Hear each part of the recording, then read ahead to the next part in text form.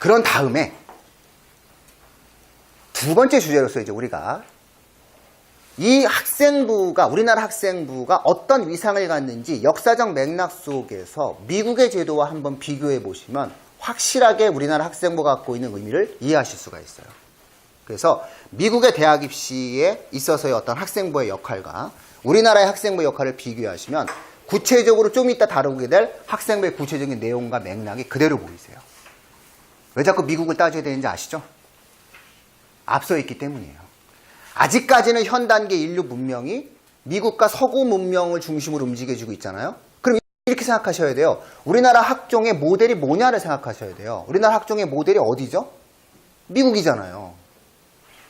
미국이 하늘에서 갑자기 뚝 떨어졌다고 생각하세요? 우리나라 학종이? 그거 아니시죠, 어머님들? 자꾸 모른 척 하지 마시고요. 우리나라 학생부 종합전형의 출발점은 어디죠?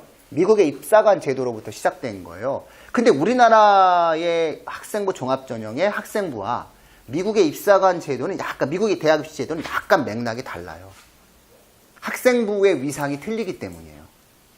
그렇기 때문에 우리나라 학생부가 얼마나 가치 있는 서류인지를 알려면 미국과 비교해 보시면 이런 것도 학생부에 담긴다. 이런 것도 학생부에 담긴다. 이런 것을 아실 수 있게 돼요. 자, 미국 대학 입시 제도를 한번 생각해 볼까요? 혹시 아세요? 여기 계신 어머님들 중에서도 우리 애가 미국으로 갈지? 왜 그러세요? 자꾸 꿈을 크게 가지셔야 돼요. 꿈을 크게. 그 예일대학교에 가면 동전을 넣는 데가 있대요. 동전을 한 번에 딱 들어가면 예일대 합격한다고 그래가지고 거기 전 세계 모든 꼬맹이들이 와가지고 동전을 던지는데 그 중에서 한 번 안 들어갔음에도 불구하고 계속 던지는 애들이 있어요. 한국 애들이에요. 한국 애들은, 우리나라 애들은 안 들어가 계속 들어갈 때까지 던지는 거죠. 자, 그래서 미국의 대학 가면 좋잖아요. 예. 자, 그럼 미국 대학을 가는데 미국 대학에서 가장 의미 있게 생각하는 게 뭘까요? 거기도 학생부가 있어요, 어머님들. 우리나라처럼 정교하진 않아요. 근데 거기서의 학생부가 가지는 가장 큰 의미는 뭘까요? 이 자료가 뭐냐면요. 미국 대학이 학생을 평가하는 자료가 여러 가지가 있는데 미국 대학 입시에서 그 학생을 평가하는 자료에서 제일 첫 번째로 꼽는 내신에 있어서 가장 중요한 것은요. 수강 과목이에요. 그리고 수강 과목의 평점이에요. 그러니까 올 A를 받아야 돼요. 다 애들이. GPA라고 우리가 흔히 얘기해요. 내신이에요. 얘네는 지금 그걸 갖다가 GPA 성적이라고 얘기하는데 중요한 거는 수강을 해야 될 과목을 수강하지 않으면 이것도 문제가 있다고 생각해요. 미국은 확실해요, 이게. 그리고 똑같은 과목으로 만점을 받은 것보다 어려운 과목으로 만점을 받은 것에 대해서 또 어필 평가해 주죠. 어머님들은 우리나라 도시 중에서 어디를 제일 좋아하세요? 분당이지. 아유, 어머니들, 이거 제가, 이럴 때 한번 탁 해야죠. 살기는 분당이 정말 좋고요. 저는 사실은 살기가 분당보다 좋은 데는 별로 못 찾겠더라고요. 저는 근데 우리나라에서 제가 제일 나중에 가서 살고 싶은 곳은 부산이에요, 부산. 저 진짜 부산 너무 좋아요. 부산 출신 있으세요? 제가 예전에 부산에 수업도 하러 막 내려가고 막 그랬었잖아요. 주말마다. 그때 참 행복했는데. 그때 정말 재밌었어요, 또 주말마다 이렇게 막 내려가서. 대치동 강사들 부산에 내려가고 그 원장님이 조금 이렇게 사회적으로 약간 좀 그렇긴 하셨는데 어쨌든 되게 재밌으신 분이셨어요. 그래서 학생이 한 3만 명? 저한테 배운 아이들만 한 1,몇백 명이었어요. 주말에 내려가서 잠깐 수업하고 내려오고. 부산에 가면 정말 너무 좋죠. 그냥 맛집도 되게 많아요. 우리나라에서 가장 맛있는 떡볶이집도 부산에 있고요. 소고기 국밥 맛있는 집도 부산에 있어요. 해운대에 이상한 그 LCT 생기기 전까지만 해도 세상에서 가장 아름다운 해변이 해운대라고 저는 생각을 했었죠. 그러다 보니까 이 부산에서 연락이 오면 제가 거절을 못해요. 대치동에서 며칠 전에 부산 학생 하나를 컨설팅을 해줬어요. 부산인데 어떡해요? 부산에서 왔다는데. 예전에 그리고 도전 골든벨 있지 않습니까? 도전 골든벨에 나온 어떤 여학생 하나가 그 밑에다가 제 이름을 쓰고 공공학원 선생님 존경합니다라고 쓴 거예요. 참교육 학부모에서 전화 받고 난리 났었잖아요, 저. 애한테 이상한 짓 했다고. 근데 걔 본인이 그냥 자발적으로 쓴 거거든요. 그래갖고 난 아무런 잘못이 없다. 나는 그냥 열심히 살았을 뿐이다. 나도 너희랑 생각이 비슷해. 응, 나도 참교육 좋아해. 그러면서 이제 넘어갔었던. 그래서 그 이후에 그 도전 골든벨에 그거 없어졌어요. 아마 그쪽에서 얘기를 했나 보죠. 어쨌든 저는 부산에 대해서는 좋아하는 부분이 있어요. 와야 돼요. 그래서 부산 학생을 제가 상담했는데 의대를 가고 싶대요. 근데 의대를 가고 싶은데 동아리 활동을 하는데 뭘 했냐라고 얘기했더니만은 지구적인 요소를 갖다 놓고 활동을 했더라고요. 좋다라고 생각을 했었죠. 근데 이 아이가 과학을 2개 과목을 들어야 되는데 지구과학을 하나 선택을 한 거예요. 근데 이 아이는 의대를 꿈꾸는 그런 아이였어요. 근데 제가 얘기했죠. 야, 너 의대 꿈꾸는 거 아니지? 라고 얘기했어요. 근데 애는 진짜 괜찮아요. 부산 애들이 다 좋아요. 죄송해요. 아이들이 정말 괜찮거든요. 그걸 딱 보면 알아요. 근데 애가 아직까지는 강한 열정과 의지와 투쟁심이나 그런 계기가 없었을 뿐인 거예요. 그러니까 본인이 사실상 의대를 간다라고 했을 때는 생명과 무엇을 해야 되는 거죠? 화학을 해야 되는 거예요. 과학을 2과목 선택해야 된다면. 과학을 3과목 선택해야 된다면 생물과 화학과 물리를 해야 되겠죠.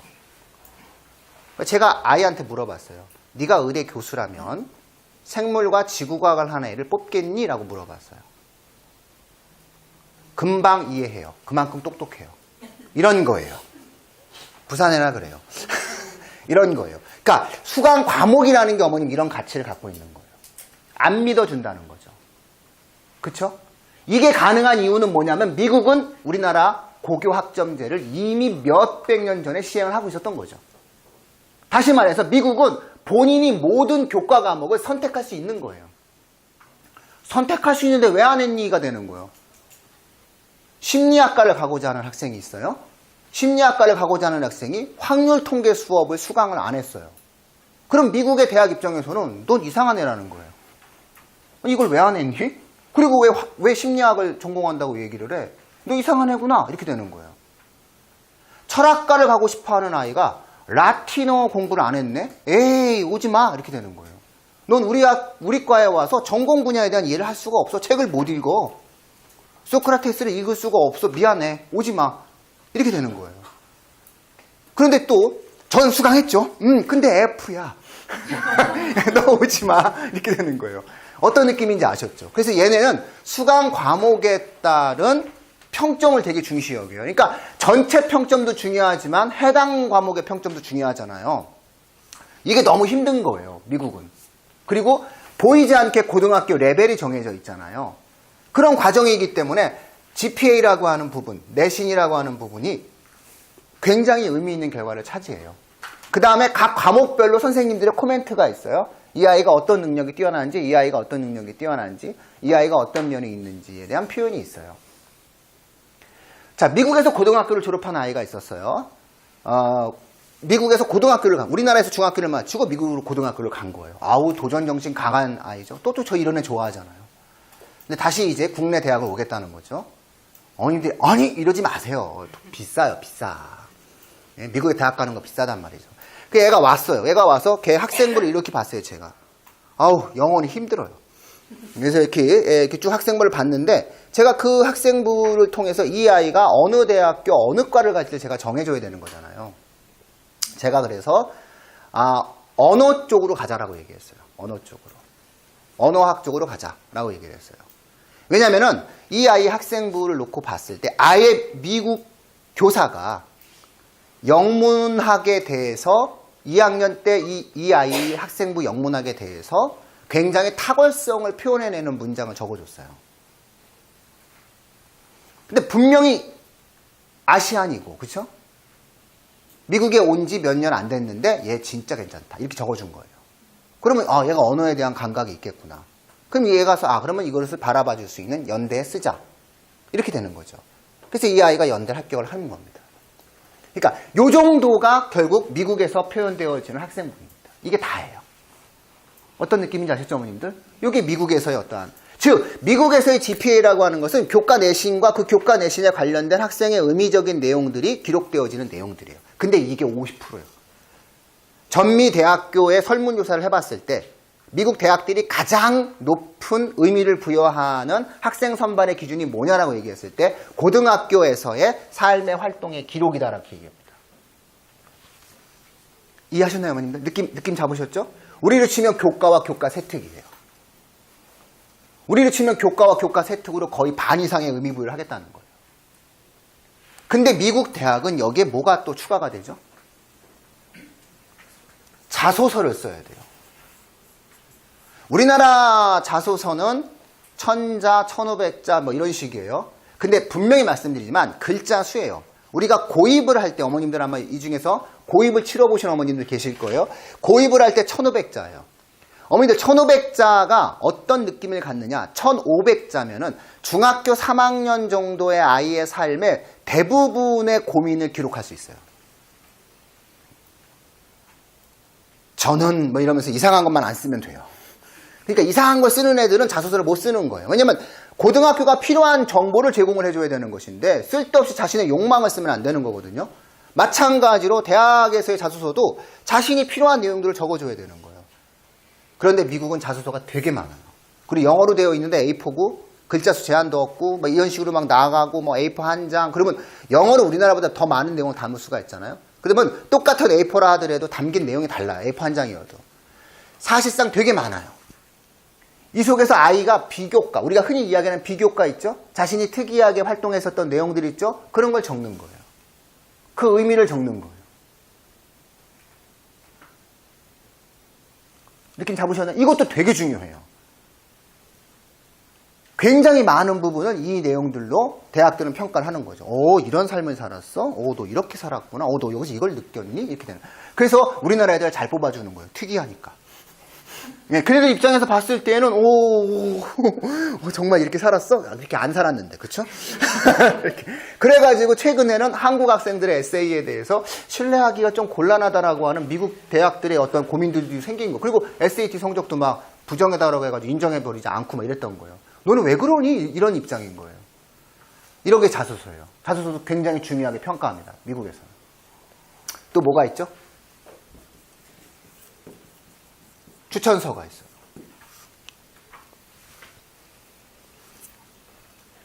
미국 대학에서는 추천서가 중요해요. 왜죠? 객관적 관찰자의 시각으로 학생을 평가해주는 유일한 도구입니다. 중요한 건 이건 문화의 힘이에요. 공정성과 신뢰성을 보장할 수 있는 사회적 분위기가 있다는 거죠. 우리나라 같으면 난리 납니다.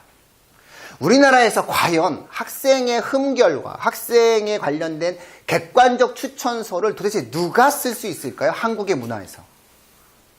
동아시아의 문화에선 불가능한 겁니다. 한국뿐만 아니라.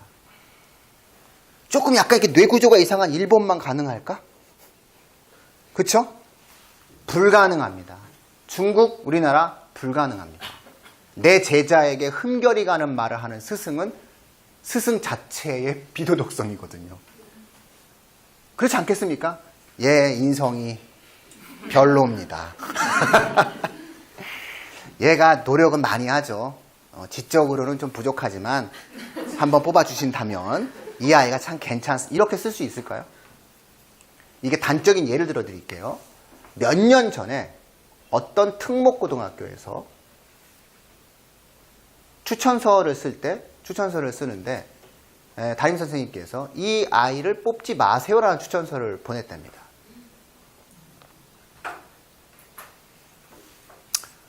이 아이를 뽑지 말아라. 이 아이는 이러이러한 문제가 있다. 이렇게 추천서를 쓴 거죠. 이 아이 뭐라고 썼는지 모르겠지만 뭐 좀 이렇게 애가 좀 이상하다. 뭐 좀 애가 뭐 문제가 있다. 뭐 이렇게 썼겠죠. 이렇게 써서 보냈답니다. 이 추천서를 받고 학교가 회의를 했답니다. 어떡하지? 네, 검토하고. 그래서 결국 최종 불합격 처리했다. 어머니 잘 생각해 보세요. 이게 회의거리가 되고요. 이게 이야기거리가 되고요. 이게 놀랄거리가 되고요. 이게 다시 없을 거리가 됩니다. 그쵸? 이 정도예요. 추천서라고 하는 거는. 네, 사실은 그 비슷한 시기에 제가 맡았던 학생 중에 어떤 학생이 표정이 어두워요. 여학생인데 그래서 너 왜 그러니? 그랬더니 일단 전 준비해도 안 될 거예요. 이러는 거예요. 너 왜? 그랬더니 담임선생님이랑 전 사이가 안 좋아요. 그러는 거예요. 얼마나 안 좋길래? 진짜 안 좋아요. 그러는 거예요. 그렇게 뭐가 안 좋아져? 네가 생각하는 거랑 어른이 생각하는 거랑 달라 임마. 아무리 그래도 제자를 다 사랑하고 이뻐해. 아닐걸요? 이래요, 제가. 근데 일단 그 말투를 보니까 아닐 것 같기도 해요. 그래서 이제 그 같은 학교 다니는 애들한테 얘기했더니 아 진짜 안 좋다고. 선생님 앞에서 대놓고 얘기하고 싸우고 심각했다고. 근데 중요한 거는 아이들이 아이의 편을 안 들어요. 선생님의 편을 들어요. 그 건에 대해서만큼은 얘가 잘못한 것 같아요. 이렇게 얘기한 거예요. 그 전에 쌓여 있었던 게 뭔가 있었을지 모르겠으나 그 건은 얘가 조금 오바했어요. 선생님 이러는 거. 이거 진짜 난리 난 거잖아요. 자, 그 케이스 자체를 기록만 해도 안 되는 거예요. 그러면 그러니까 이 선생님이 얘를 떨어뜨릴 필요도 없어요. 그냥 이 아이에게 있어서는 이런 일이 있었습니다. 그래가지고 자기랑 있었던 일을 이렇게 쓰기만 하면 돼요. 이 사람이. 걱정되더라고요. 처음으로 걱정되더라고요. 전 추천서가 처음으로 걱정되는 학생이 이 학생 이외에 그 다음서부터는 없었어요. 그래서 제가 자기소개서를 쓸 때 할 수 없이 인성 파트라든가 이런 어떤 특정 요소 속에서 이 케이스를 쓰게 했어요. 이 케이스를 쓰게 하면서 자신의 변화된 반성의 마음을 담으라고 했어요. 그래야 되잖아요. 그리고 애도 실제 반성했고요. 물론 그 순간은 반성했어요. 가고 싶으니까. 반성을 했고 어쨌든 그런 내용들로 썼고 추천서 선생님한테 받으라고 얘기했어요. 담임이니까. 그래서 쟤는 무사히 붙었거든요. 그러니까 실질적으로 추천서라고 하는 것들에 대해서 우리나라의 어떤 선생님들이 가지고 있는 어떤 마음이다라고 하는 것들이 이런 거예요. 그러니까 사실은 공정한 제3자의 객관성을 갖기가 쉽지가 않죠. 근데 미국은 달라요. 만약에 이 아이가 컨닝을 했습니다. 근데 이 아이가 컨닝을 했는데 이 아이가 컨닝을 한 사실을 기록하지 않으면 그 사람은 컨설턴트로서의 자격을 박탈해 줍니다. 깔끔하게. 왜? 너는 자격이 없어? 이렇게 됩니다. 미국 사회는 컨닝이라든가 부정행위에 대해서 굉장히 엄격합니다. 엘리트의 도덕성에 대해서 원래 보수적 가치가 강한 나라일수록 보수의 핵심적 가치는 도덕성입니다. 본인을 보수라고 이야기하는 사람은 도덕성을 제1의 가치로 여겨야 됩니다. 술집 안 가야 되고요. 일체의 부정부패와 무관해야 되는 겁니다. 그리고 보수의 제1의 가치는 민족주의입니다. 어쨌든 그런 내용이 있는데 그러니까 컨닝을 한 번이라도 하는 사람에 대해서 미국 사회는 이렇게 생각하는 거죠. 넌 또 할 수 있어. 하지 말아야 될 상황에서 한 번 했으니까 의미가 없구나. 엘리트가 아니야. 이런 평가를 한다는 거예요. 근데 그걸 우리한테 감히 기록을 안 해줘? 그걸 기록하라고 추천서 쓸 수 있는 권한을 줬는데 우린 널 믿었는데 미안하지만 너도 문제야. 이렇게 나오는 거예요. 그러니까 추천서가 굉장히 공정할 수밖에 없는 거죠. 그리고 다양한 사람들에게 만약에 받을 수 있어요. 얘가 만약에 예를 들어서 성남시장과 뭔 일을 같이 했다. 그럼 성남시장이 한 통 써줄 수 있는 거예요. 그냥. 그러니까 제3자의 객관적인 흐름을 확인할 수가 있는 거죠. 이게 미국이에요. 우리랑 조금 다른 결의 자소서와 추천서구나 이렇게 이해하시면 돼요. 그렇죠? 그 다음엔 SAT 성적을 봅니다. 이거 우리로 치면 수능이죠. 그래서 미국은 애들을 뽑는 거예요. 그러니까 SAT 만점을 받아도 떨어뜨리겠다. 뭐 당연히 이럴 수 있는 거죠. 이게 뭐 이렇게 대단한 일이 아닌 거예요. 그러니까 얘네는 이 SAT를 자격시험으로 보는 거고요. 문제 은행식으로 문제를 출제해서 보는 거예요.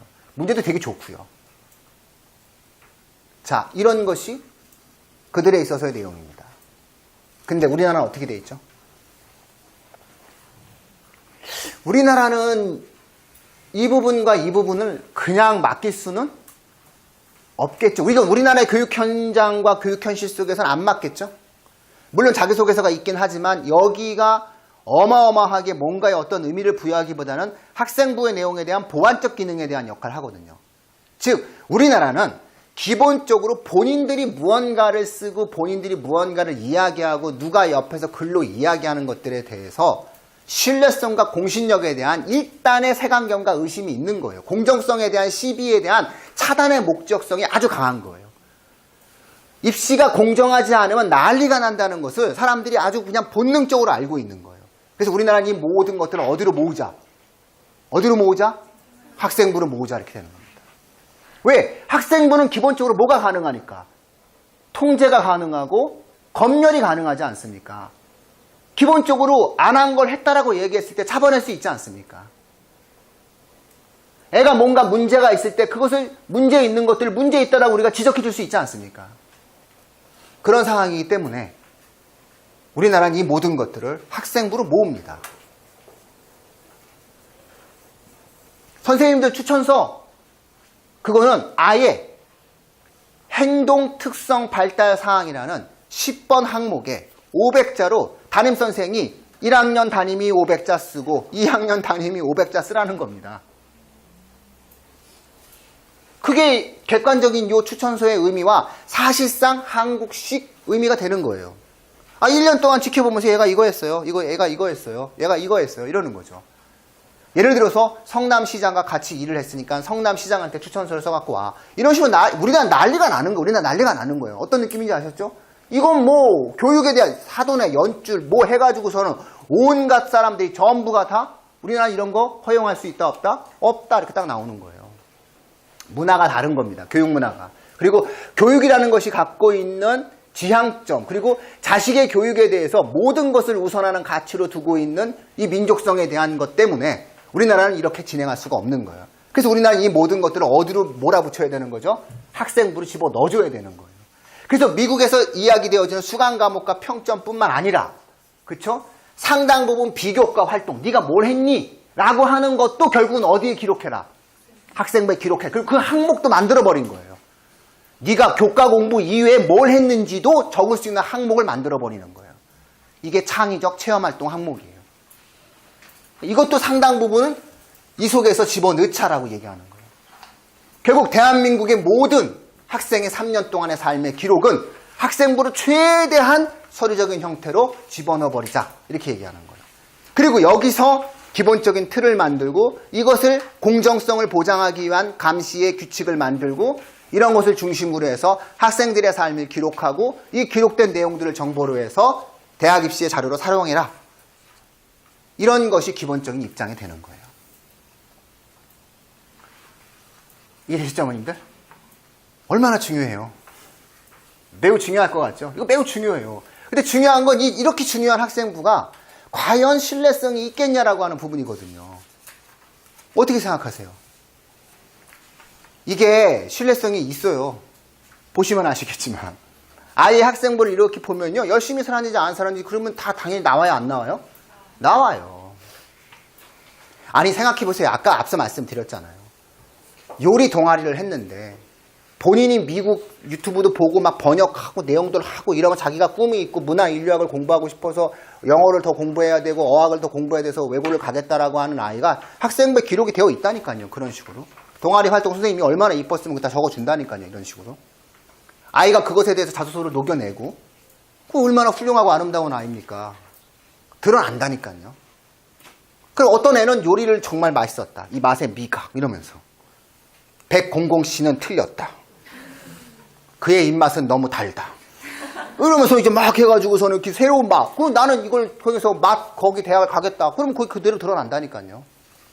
그래서 실질적으로 나타나고 있는 이 부분들에 대한 신뢰성에 대해서 모든 것이 완전할 수 없고 모든 것이 완벽할 수는 없습니다. 그렇죠? 하지만 어느 정도 이것이 가지고 있는 가치와 의미가 있을 수밖에 없다. 우리나라는 결국은 상당히 많은 학생의 모든 개인적 정보를 이쪽에 집중하려고 하고 있다. 이렇게 이해를 해주셔야 되는 거고요. 그렇기 때문에 더더군다나 이 기본적인 틀은 어떻게 되어 있고 각각의 항목은 어떻게 구성되어 있으며 각각의 항목에 따라서 어떠한 내용들이 담겨지는지에 대해서 우리가 일단은 많이 알아야 된다. 엄마들도 알아야 된다. 그래야 우리 애가 무엇을 하고 어떤 활동들을 하는 과정에 있어서 엄마가 옆에서 뭔가라도 도움을 줄 수 있다. 그리고 학생들 본인들도 이것을 알아야 되는 거거든요. 그래야 내가 필요한 내용들을 기록한다. 이런 어떤 느낌으로 이해를 해 주셔야 된다는 거죠. 자, 어느 정도 느낌 잡으셨습니까, 어머님들? 네. 자, 그러면 이제 잠시 쉬었다가 구체적인 항목으로 들어가도록 하겠습니다.